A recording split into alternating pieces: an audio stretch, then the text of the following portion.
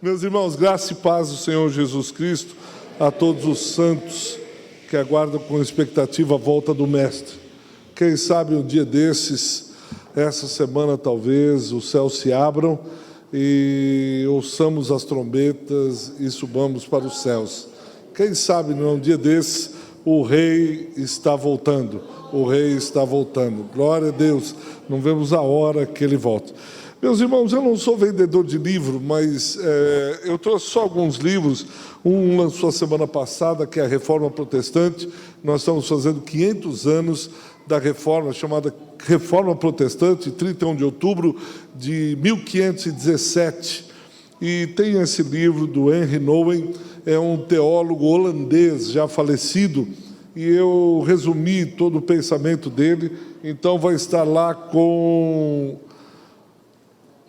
Eliel, e aí você pode passar ali, e só tem 5, não adianta também passar, só tem 5, tá bom? Meus irmãos, eu quero agradecer primeiramente a Deus pela oportunidade de poder mais uma vez estar com os irmãos, agradecer ao pastor Clementino, que abriu o púlpito para que eu estivesse aqui, aos irmãos Eliel e todos aqueles que são responsáveis pela programação, boa programação, que vocês têm tido aqui. Eu tenho sempre uma alegria de ter conversado com o pastor Paulo Romero, que também leciona junto comigo, e sempre estamos falando da alegria, do carinho que nós temos com essa igreja. Com o Ziel também, a gente fala muito sobre essa igreja, Assembleia de Deus, aqui em Guarulhos. É uma igreja que tem marcado uma geração, tem marcado pessoas, pelo carinho, pelo acolhimento que vocês dão, a maneira como vocês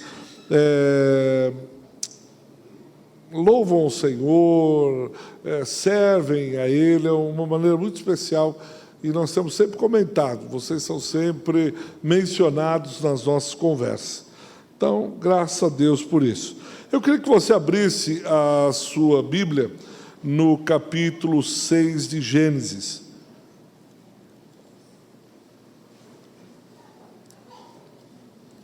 É bem propício falarmos disso quando estamos vivendo momentos difíceis, momentos tensos, momentos que olhamos para os céus e dizemos de onde vem o nosso socorro. E a vida de Noé, a história desse servo de Deus, nos inspira a caminharmos, nos inspira a seguirmos em frente naquilo que Deus tem para as nossas vidas. Vamos ler a partir do versículo 1. Quem encontrou, diga amém. Amém. Então vamos lá. Como se foram multiplicando os homens na terra, e lhes nasceram filhas, vendo os filhos de Deus, que as filhas dos homens eram formosas, tomaram para si mulheres, as que entre todas mais lhe agradaram. Então disse o Senhor: o meu espírito não agirá para sempre no homem, pois esse é carnal e os seus dias serão 120 anos. Ora, naquele tempo havia gigantes na terra, e também depois, quando os filhos de Deus possuíram as filhas dos homens, as quais lhe deram filhos, esses foram valentes, varões de renome na antiguidade. Viu o Senhor que a maldade do homem se havia multiplicado na terra, e que era continuamente mal todo o desígnio do seu coração. Então se arrependeu o Senhor de ter feito o homem na terra, e isso lhe pesou no coração. Disse o Senhor: farei desaparecer da face da terra o homem que criei, o homem e o animal, os répteis e as aves dos céus, porque me arrependo de os haver feito. Porém, Noé achou graça diante do Senhor. Eis a história de Noé. Noé era homem justo e íntegro entre os seus contemporâneos. Noé andava com Deus, gerou 3 filhos, Sem, Cão e Jafé. A terra estava corrompida à vista de Deus e cheia de violência. Viu Deus a terra, e eis que estava corrompida, porque todo ser vivente havia corrompido o seu caminho na terra. Então Deus disse a Noé: resolvi dar cabo de toda a carne, porque a terra está cheia de violência dos homens, e eis que os farei perecer juntamente com a terra. Faz uma arca de tábuas de cipreste, nela farás compartimentos e a calafetarás com betume por dentro e por fora. Deste modo a farás. 300 côvados será o comprimento de 50, a largura e a altura de 30. Versículo 17. Porque estou para derramar águas em dilúvio sobre a terra, para consumir toda a carne em que há fôlego de vida debaixo dos céus. Tudo o que há na terra perecerá. Contigo, porém, estabelecerei a minha aliança. Entrarás na arca, tu e teus filhos, e tua mulher, e as mulheres de teus filhos. Versículo 21. Leva contigo de tudo que se come, ajunta-o contigo, ser-te-á para alimento, a ti e a eles. Assim fez Noé, consoante tudo que Deus lhe ordenara. Vamos orar mais uma vez? Pai, nós estamos diante da tua palavra, palavra santa e tremenda, palavra que fala aos nossos corações, palavra que transforma corações e principalmente palavra que gera vida. Nós pedimos que o Senhor sopre sobre a tua igreja nessa noite, que o vento do Espírito Santo possa soprar sobre nossos corações. E rogamos, pedindo que o Senhor nos ajude a compreender as Escrituras.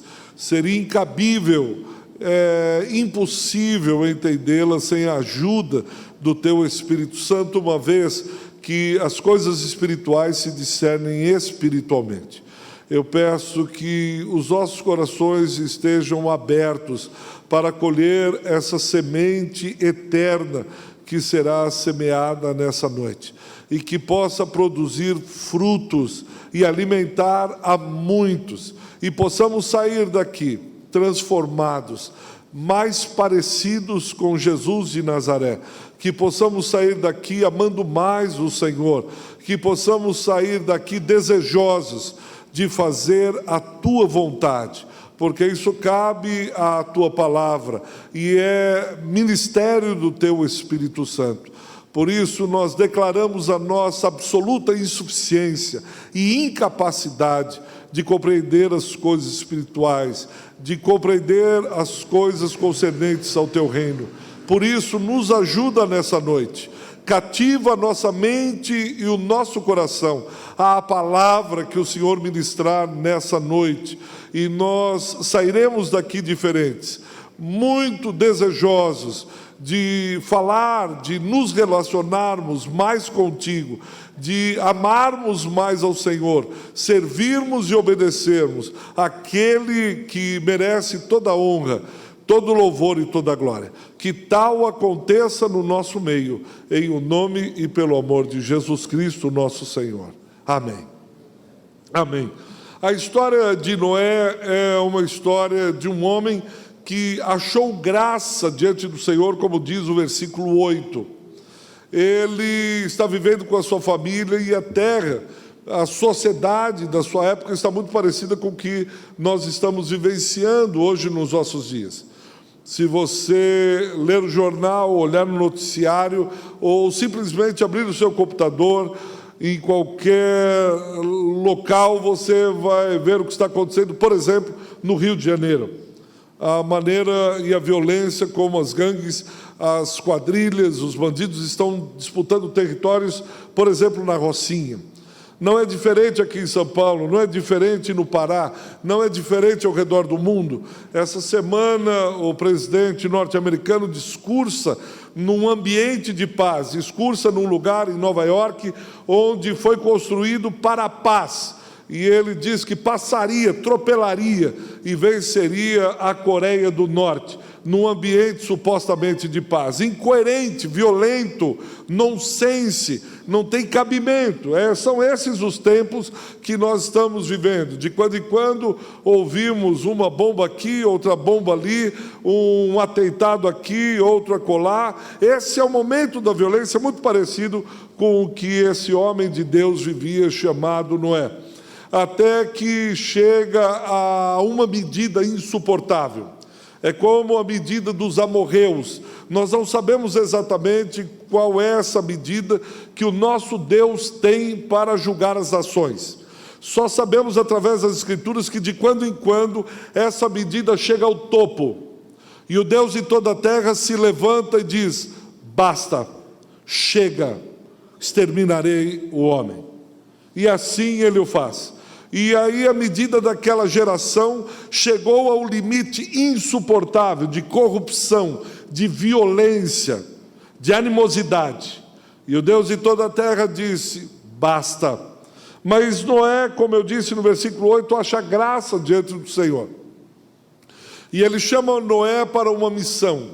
Ele chama Noé para construir uma arca, um barco, dá todas as medidas. E diz: olha, você vai colocar um casal de cada espécie. E vai entrar você, a sua esposa, os seus 3 filhos e 3 noras. Vocês estarão ali junto nessa arca, porque depois eu abrirei as comportas dos céus e varrerei essa geração através das águas do dilúvio. E assim Noé o faz, e vocês conhecem a história, lendo o versículo 8 e até o versículo 9, onde vai narrando esse acontecimento. Até que no versículo 9, no capítulo 9, Deus abençoa Noé, e no último versículo, versículo 22 do capítulo 8, Deus faz uma aliança, um pacto, diz: enquanto durar a terra, não deixará de haver sementeira e ceifa, frio e calor, verão e inverno, dia e noite.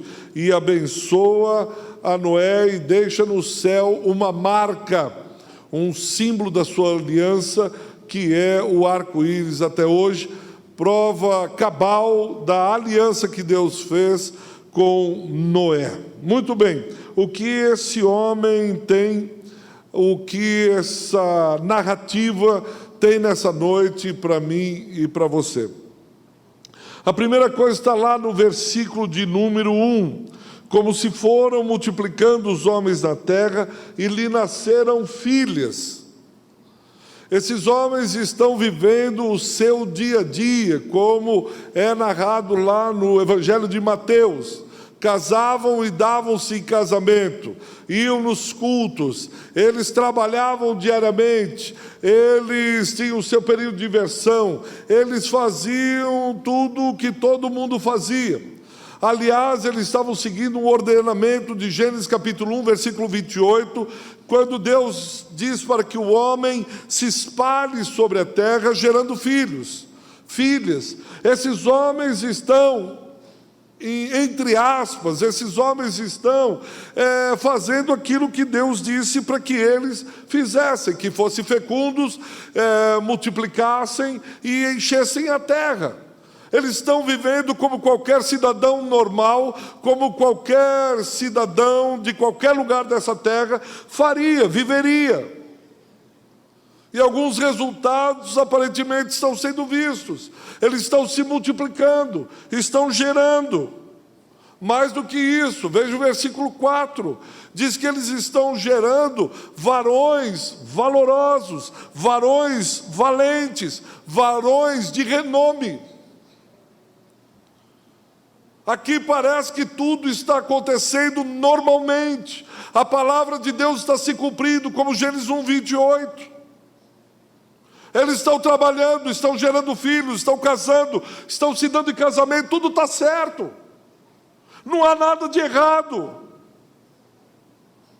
Só um pouco de violência aqui, um pouco de turbulência ali, uma coisa que não é muito boa. E eles estão vivendo a sua vidinha, constituindo famílias, gerando filhos, muito parecido com o que nós estamos vivenciando hoje. Apesar de uma tribulação aqui, de uma turbulência ali, as coisas estão acontecendo. Mas isso é aparência. Porque eles estão lendo e fazendo a sua medida de acordo com a sociedade a qual estão vivendo. A sua medida se torna eles mesmos. A régua, a vara de medir, são eles. E se a vara de medir são eles, eles estão vivendo muito bem, obrigado, é assim que se faz. Isso é cotidiano, isso é arroz e feijão, isso é o corriqueiro, isso é a vida que todo mundo tem. Essa é a vida que todo mundo leva, mas é aparência. Por muito tempo nós brigamos entre o ser e o ter. Olha, não adianta você ter casa, você ter carro, ter isso, mas não ser. O que importa é o ser. Mas parece que entre o ser e o ter foi agora superado por aparecer ou aparentar ter ou ser. Não é mais o ser ou ter, mas é aparentar ser. Não importa o que você é, nem o que você tenha. O que importa hoje é aquilo que parece ser. Então eu vou no banco, preciso de um empréstimo, eu tenho que aparentar ser um milionário, eu ponho o meu melhor terno. O que importa é a aparência. É a sociedade chamada sociedade imagética, a sociedade da imagem. A sociedade onde você tem o valor no verniz, na aparência. Eu não sou um bom pregador, mas o que importa é que eu aparente ser um. Eu não sou um grande empresário, mas não importa se sou ou se tenho, importa a aparência, a imagem que eu passo. E tudo se resume à estética, tudo se resume à aparência. Tudo se resume, não importa se os bastidores estão destruídos, importa aquilo que eu me apareço perante os holofotes, no palco. Eu posso estar destruído, detonado, cheio de pecado, de mágoa, de ira, mas eu posso chegar aqui na frente e fazer como se eu fosse um santo. Aquela sociedade está vivendo exatamente isso. A aparência parece muito boa, a aparência está jóia. O verniz está perfeito, mas se você for riscar com uma moeda ou com a unha, aquele verniz sai, aquela madeira está com cupim, está corrompida, está gasta, está velha, precisa ser trocada. E assim acontece com Noé. Ele está vivendo numa sociedade onde parece que tudo está andando bem. Eles usam o nome de Deus para a própria cobiça deles mesmos. Veja lá no versículo de número 2. Vendo os filhos de Deus que as filhas do homem eram formosas, tomaram para si mulheres, e as que entre todas mais lhe agradaram. O que vale é o desejo, o que vale é aquilo que agrada, o que vale é aquilo que eu olho e quero, o que vale é aquilo que eu quero isso, eu desejo aquilo. Gênesis capítulo 3, versículos de 1 a 3, a mulher olhando para o fruto, ela vê que o fruto é agradável aos seus olhos, é bom para lhe dar conhecimento, o fruto é bom, eu desejo. Satanás faz cócegas no desejo de Eva. Satanás olha e diz: por que não comer, se é esse o teu desejo? Por que não experimentar, se é isso que lhe agrada? Por que não comer, se é isso que você quer? Por que não fazê-lo? E essa resposta, até hoje, eu e você temos que responder. Por que não fazemos o que Deus diz para não fazer? Não é porque tem uma lei ou porque tem um Deus irado, é porque eu entendo que aquilo, de alguma maneira, agrada a Deus. Entenda o que eu vou dizer. Vamos ver se eu vou conseguir passar o que eu quero dizer. Se eu faço uma coisa, simplesmente porque eu sei que se eu fizer aquilo, Deus não me abençoa, eu estou apenas e tão somente olhando para os meus desejos. Eu só não faço aquilo porque eu vou me dar mal, porque se eu não fosse me dar mal, eu faria. Eu não vou roubar, porque senão Deus, Ele vai me dar uma bronca e eu vou perecer, eu vou perder meu carro. Aí eu não faço. Eu estou olhando para o meu próprio umbigo, eu só não faço porque eu vou me dar mal. Outra coisa é eu obedecer a Deus, porque eu lhe amo. Outra coisa é eu obedecer a Deus, porque eu lhe respeito, eu lhe honro, e sei que se Ele está falando isso, Ele tem razão no que Ele fala. Eu simplesmente obedeço, porque eu creio que o meu Senhor, Ele tem direção, Ele é guia para a minha vida. É diferente. Está claro isso? Eu não faço porque eu vou me dar mal. Eu não faço porque eu não vou me dar mal. Eu não faço porque o meu Senhor não deseja. É como se eu pudesse pegar o meu desejo e encolhê-lo. Foi isso que o Mestre fez no Jardim das Oliveiras. Não seja feita a minha vontade, mas a tua vontade. Essa sociedade se corrompe, essa sociedade se perde, os filhos de Deus se perdem, porque à sua frente só tem o seu desejo, só tem a sua vontade, só fazem aquilo que lhe agrada. Nós estamos vivendo uma sociedade hedonista, pautada pelos seus desejos. Eu quero aquela mulher, se ela não quiser eu a estupro. Uma série de estupros nós estamos vendo nos jornais. E quando entrevistaram esse último no ônibus, ele disse: ela me despertou o desejo. E se é despertado o seu desejo, faça. Não permita que ninguém lhe ponha freios. Essa é a sociedade que Noé está vivendo, uma sociedade hedonista. Só fazem aquilo que lhe agrada. E aí fica uma sociedade onde se vive, onde se busca, onde se deseja os seus próprios desejos. Ninguém busca os desejos de Deus. Ninguém mais nessa sociedade busca aquilo que Deus quer. E todas as vezes que passamos isso, nós afrontamos o Deus vivo. Todas as vezes que a sociedade começa a olhar e pôr à luz os seus desejos e os desejos de Deus, e fazer os seus desejos, essa sociedade está correndo a passos largos para o extermínio. Toda vez que eu e você, ao compararmos, ao sermos desafiados, ao sermos impelidos pelos desejos de Deus, abandonamos os desejos de Deus para cumprir os nossos desejos, nós estamos indo em direção ao precipício. Nós estamos indo em direção à morte.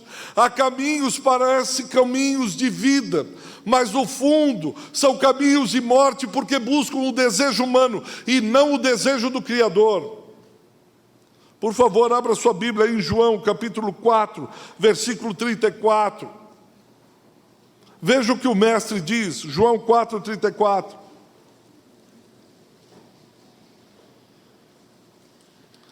Disse-lhe Jesus: a minha comida consiste em realizar os desejos, fazer a vontade daquele que me enviou e realizar a sua obra.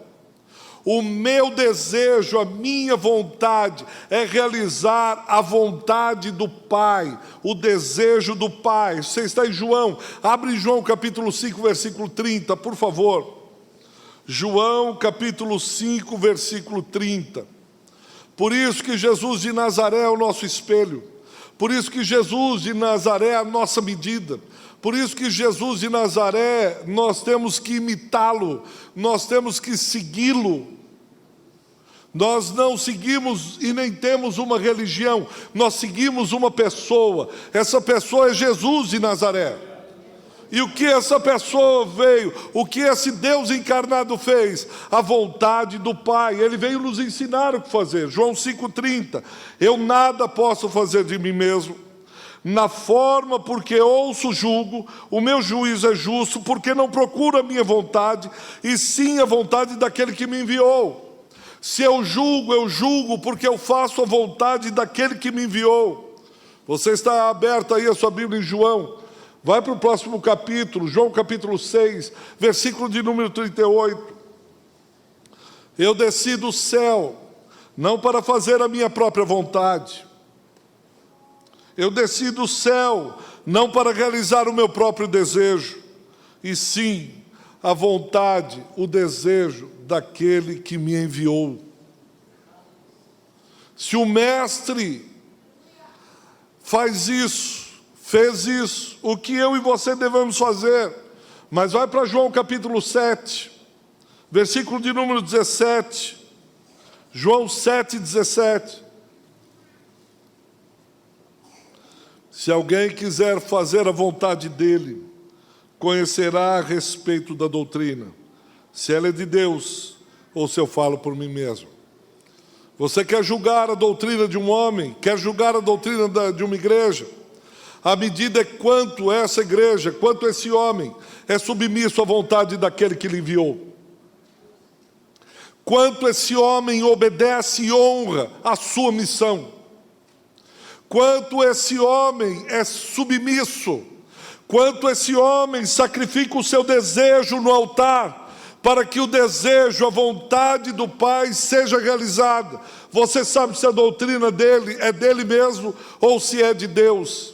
Você sabe, reconhece, discerne se é a doutrina dele, se é a invenção do seu coração ou se é uma doutrina divina.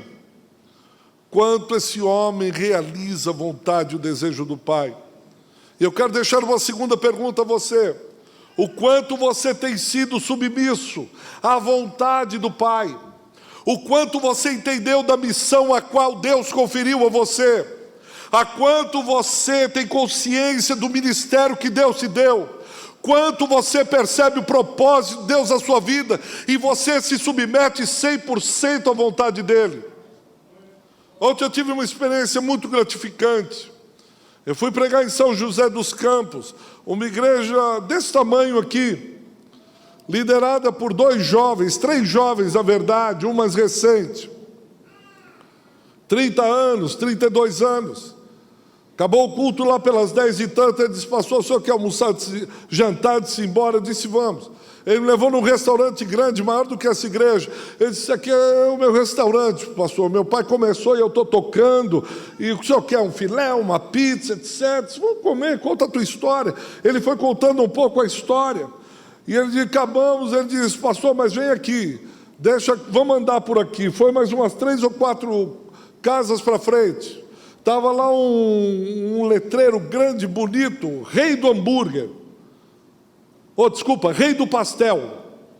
Eu disse, que é isso? Ele disse, pastor, nós montamos isso aqui, só vendemos pastel, e entregamos também, cheio, o pessoal comendo. Você mesmo, e por que você empreendeu isso? Para missão, pastor. Eu disse, como assim? Todo o dinheiro daqui, toda a verba, nós revertemos para a missão. Eu disse, que missão? Vem cá, pastor. E fomos entrando lá para trás, um salão enorme, com um espelho bonito. Ele disse, aqui tem balé para as crianças carentes, nós também temos pilates, etc. Uma coisa linda. Não, mas olha aqui, pastor, mostrou um outro lado. Aqui é jiu-jitsu, o Muay Thai, é isso? O Muay Thai, mas também tem judô para as crianças. E nós revertemos tudo isso aqui. Quem é sócio? Eu e mais um outro pastor aqui. Mas peraí, vamos subir, pastor. Aí, aqui é o consultório dentário. Pastor, aqui a psicóloga vem, uma bibliotecazinha, aqui nós atendemos as crianças, porque nós temos trabalho lá no sistema penitenciário. Caramba! Ele falou, vem cá, pastor, aqui nós damos aula de inglês, aula de reforço. Eu disse, puxa vida!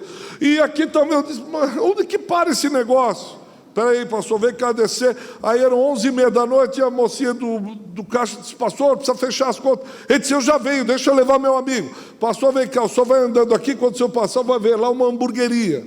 O senhor vai encontrar o outro pastor que estava no culto, que dirigiu o culto, está lá, fechando o caixa. Eu disse, que é essa hamburgueria? Nós montamos, pastor. Eu disse, para quê? Para missão, pastor. Eu disse, está dando certo, mais do que certo. E agora a hamburgueria, mas é que não tem tempo agora, já é tarde, porque senão ia levar lá no centro para o senhor ver um restaurante que nós montamos.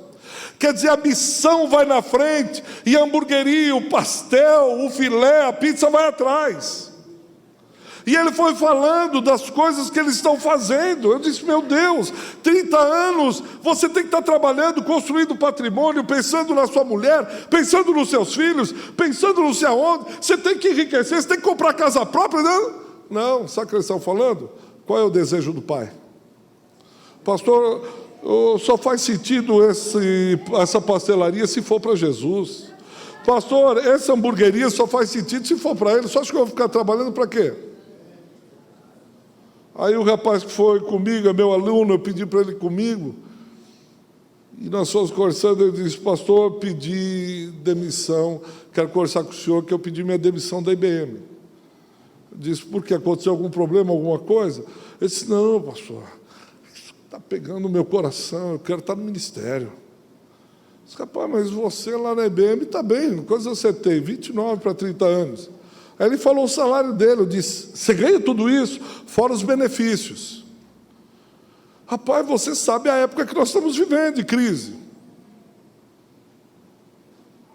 Ele disse: pastor, mas está queimando. Falei já com a minha mãe, falei com a minha irmã. Eu quero estar na igreja. Eu quero fazer a vontade de Deus. E quanto você vai ganhar? Não sei, pastor, direito ainda. Mas o pastor que me convidou disse para eu ir lá, uma Assembleia de Deus.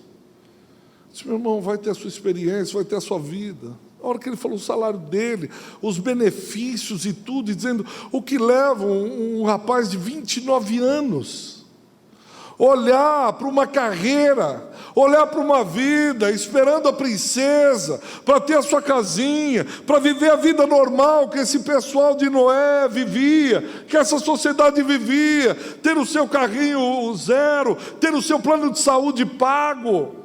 Está tudo certinho, não mexe nesse negócio, só ora para Deus te abençoar mais, só ora para você ficar mais rico ainda. O que leva um rapaz desse a abandonar tudo? Interessante que ele está conversando com o pastor Clementino, e ele contando como há 37 anos atrás, ele foi até o gerente, o diretor do banco, e disse: eu quero deixar tudo. E o que é que você vai fazer? Vou para a igreja. Como assim? Eu sou pastor. Eu tenho uma missão, eu tenho um chamado. Será que eu vou ser o quê? Ser médico, ser dentista, ser empresário, industrial? Eu sou pastor, eu tenho uma missão. Algum dinheiro desse vai pagar a alegria de servir a Cristo? Não sou contra o médico, graças a Deus, seja um médico de Jesus. Seja um dentista, isso mesmo, um empresário industrial. Mas entenda que há uma missão.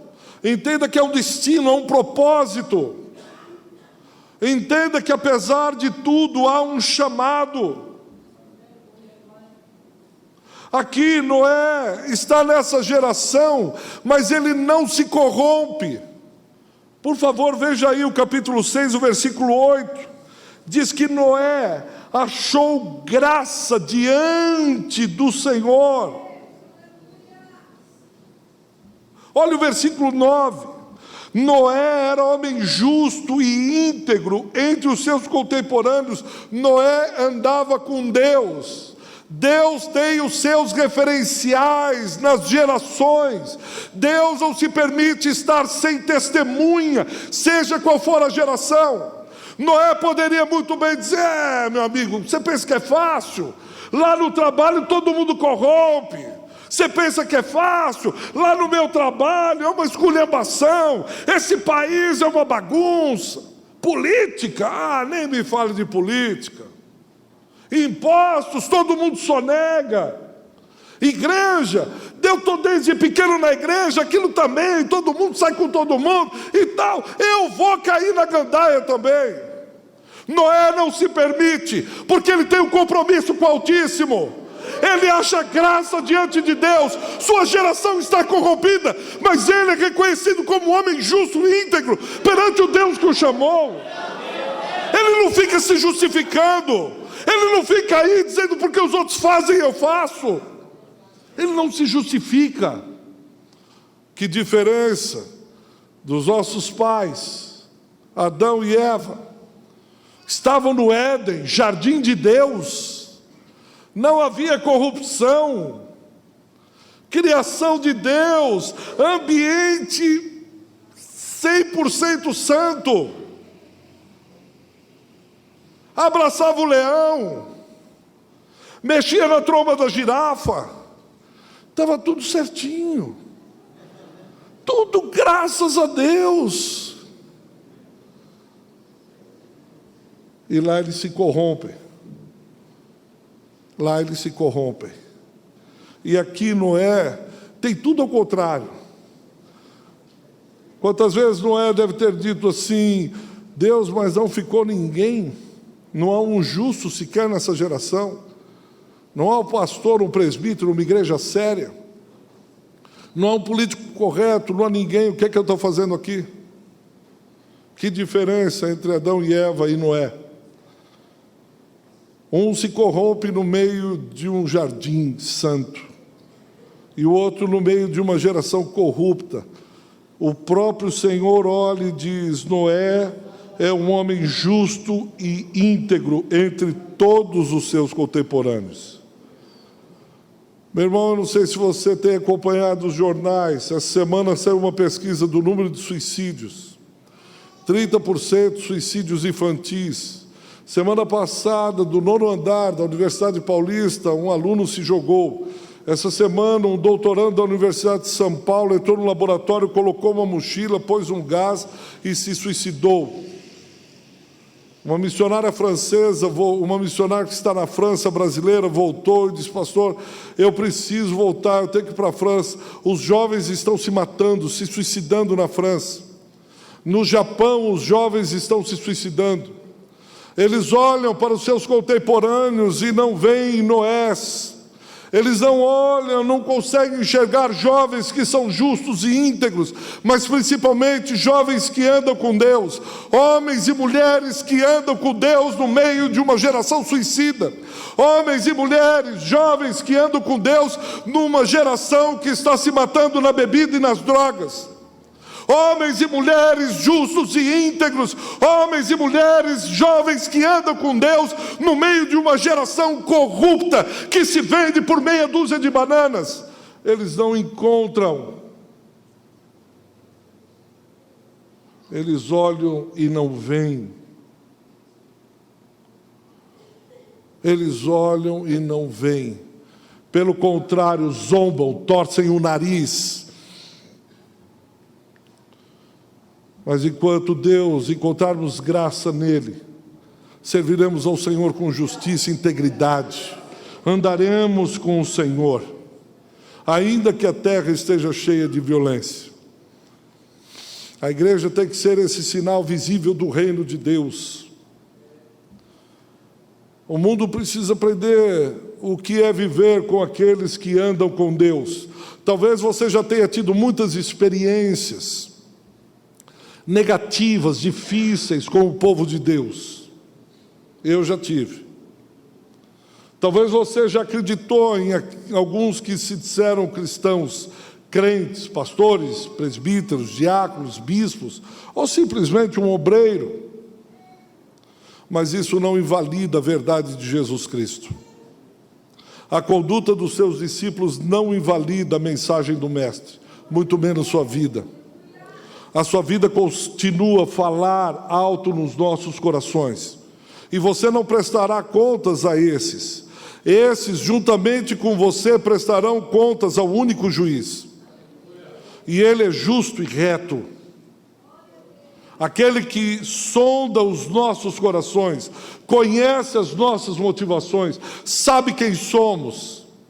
Eu já fui atropelado por muito crente. Já me puxaram muitas vezes no tapete. Já fiquei 8 meses à míngua, desempregado, simplesmente porque o pastor disse: não dá mais para você congregar aqui e ser pastor junto comigo, porque nossa visão está diferente na maneira e no trato com os recursos da igreja. Mas em nenhuma vez eu fui abandonado pelo Senhor. Nenhuma vez eu fiquei chocado com a conduta do Mestre. Nenhuma vez a Sagrada Escritura me prometeu uma coisa e fez outra. Em nenhum momento o Espírito Santo me abandonou, me carregou no colo nos momentos mais difíceis. Eu estava desempregado e chorava um pouco de manhã, depois um pouco à tarde e um pouco à noite. E a única pergunta é dizer: o que eu fiz, aonde eu tropecei para que eu caísse? Por favor, Espírito Santo, me acuse se eu estiver em imoralidade. Me denuncie se eu estiver em pecado. O que é que eu errei para estar aqui 8 meses sendo cobrado por cobradores na porta da minha casa? O que eu fiz? Onde está o erro? Eu lembro de uma das vezes, 2 filhos pequenos, pagando prestação de casa pelo sistema financeiro de habitação. E aí minha mulher saiu cedo para levar as crianças e disse, está aqui as contas. E jogou em cima da mesa da sala. Foi o tempo dela sair e eu só chorei. Dizendo, Deus, onde que eu estou em pecado? O que eu fiz de errado? Eu só quero honrar o teu nome, os cobradores vão estar aí. O que eu vou dizer para eles? Eu sou crente, sou pastor. Me puxaram o tapete, vou denunciá-los. Eu não lembro qual foi o momento que tocou o telefone. E eu peguei o telefone, era uma irmã que eu já não via há muito tempo. Eu disse, pastor Biton, tudo bem? Eu disse, tudo bem, irmã. Tudo bem, né? Maravilhoso. Uma benção, graças a Deus. Não sei onde aplicar tanto dinheiro, irmã. Nós é assim, velho, né, mano? Mas é assim. Não, tá bem. Tá bem, tá maravilhoso. Não, bem, tá bom, tudo tal. Ela disse, sabe o que é, pastor? Eu levantei de manhã e o Espírito Santo me trouxe à mente o Senhor. E eu fiquei orando, disse, obrigado, eu orei a manhã inteira. E Deus mandou depositar um valor na sua conta. Acabou ali a conversa. Acabou. Eu chorando, soluçava. Ela disse, eu entendo. Começou a chorar. Eu disse, pastor, então estou depositando, só vou dizer o valor para o senhor. E ela disse o valor era exatamente o valor daquelas contas. Era exatamente o valor, nem um centavo a mais, nem um centavo a menos. E aí que eu chorei mais ainda. Porque eu olhava para o céu e disse, Senhor, será que o Senhor, dessa vez, ficou preocupado com outra coisa? E o Senhor não olhou para mim. Será que o corrupto, o injusto, vai prevalecer? E o justo vai ser desonrado? É isso? É assim que são as coisas. Mas o Senhor é fiel. E isso não é chavão pastoral. Isso não é a história da carochinha. Eu sei que você tem experiências assim, desse Deus fiel. A questão não é se Ele é fiel, é se nós somos fiéis a Ele. A pergunta não é se Ele é fiel, Ele é fiel. Seu caráter é imutável. E por que eu estou dizendo isso? Porque Noé, no versículo 22, queria que você olhasse aí, 6:22. É um versículo que mexe muito comigo. Assim fez Noé, consoante a tudo que Deus lhe ordenara. Deus deu uma missão a esse homem e ele foi fiel. Achou graça diante do Senhor e construiu a arca. E é interessante que, mais para frente, no capítulo 7, versículo 1, o Senhor olha para Noé, ele acaba a obra e o Senhor diz assim, entra na arca, tu e toda a tua casa, porque reconheço que tens sido justo diante de mim no meio dessa geração. Olha que interessante. Diz que Noé fez consoante tudo que o Senhor lhe ordenara. E depois o versículo 1, logo em seguida, capítulo 7, aí Deus diz, sobe na arca, você e a tua família. E eu fiquei pensando, se Noé subiu na arca, por que não chovia naquela época? Você não tinha chuva, você não tinha dilúvio. Dilúvio era a arca, não faz sentido. Mas que depois de um tempo começa a chover, e ele está dentro da arca. E a arca começa a balançar, mexer, e vem água. E o pessoal ali que estava fora porque a arca foi fechada lá de fora e selado com betume. E aí eu fico imaginando a água vindo, aquela tempestade, 40 dias, chuva. E Noé, um dos seus filhos, diz assim, pai. Ele diz, o que foi? Vem aqui, vem cá, corre. E quando ele chega lá no fundo, tem uma madeira com um buraco enorme e está entrando água. Aí os filhos olham e dizem, pai, o que é aquilo? E aí ele diz, não sei. E no coração dele diz assim, foi aquele dia que no meio da missão você estava cansado, você estava emburrado, você estava frustrado com alguma coisa, e você foi, ao invés de pegar a madeira cipreste, que é a mesma madeira que aparece em 1 Crônicas 16, com a qual foi feito o santuário, Cedro. Ele diz, então eu estava fazendo, mas naquele dia eu estava bravo, briguei com a esposa, eu estava down, eu estava meio isso, e peguei qualquer madeira e pus de qualquer jeito, bati qualquer prego. Quem é que está dentro da arca, não é? É você e a tua família. Uma hora Deus vai convidar você e a sua família para entrarem dentro da arca. Essa igreja está sendo construída por pastores, foi construída por pastores, que estão aqui os seus filhos, esposa. E sempre lá na igreja eu fico pensando, será que aqui é o lugar que eu indicaria para o meu filho ministrar? Você indicaria para o seu filho, para ele entrar no seu ministério? Você indicaria seu filho para, junto com você, trabalhar lá no lugar que você trabalha? Você indicaria o seu filho para, como modelo, você dizer, olha, ora como o papai ora. Trate a sua esposa como o papai trata a mamãe. Você gostaria que sua filha fosse tratada como você trata a sua esposa, a filha do outro, do seu sogro? Eu sei que um dia nós temos que subir naquilo que nós construímos. E às vezes essa construção demora muito tempo. Essa construção demora anos. Eu creio que para o Malaquias chegar onde ele chegou, comeu muita poeira. Foi uma construção de anos. Para chegar onde o pastor Clementino chegou, é uma construção de anos. Ele não levantou um dia e de repente a coisa veio. É uma construção de anos. A sua família é uma construção de anos. A sua vida espiritual é uma construção. A santificação é um processo. Como nós estamos construindo a nossa missão, que não é nossa, mas é missio Dei, é missão de Deus. Como temos construído aquilo que Deus tem posto na nossa mão. Porque um dia desses, Deus vai dizer, suba nele. Põe o seu filho que você tanto ama, põe a sua filha que você tanto ama, põe a sua esposa, põe o seu marido, põe gente que você ama, põe na arca. E você dizer, pode entrar. Porque, Senhor, como diz lá no versículo 22, assim fez Noé, consoante tudo que Deus lhe ordenara. Senhor, eu não fiz nada que o Senhor não houvesse dito. Eu não fiz nada que o Senhor disse para eu não fazer. Eu fiz a arca exatamente como o Senhor fez. E eu creio que quando Ele coloca os seus filhos e vem a água, ele cai no reteté e dá uma rajada de língua estranha. Oh, Siriano! Deus, obrigado. Obrigado. Ele vai no sapatinho de fogo.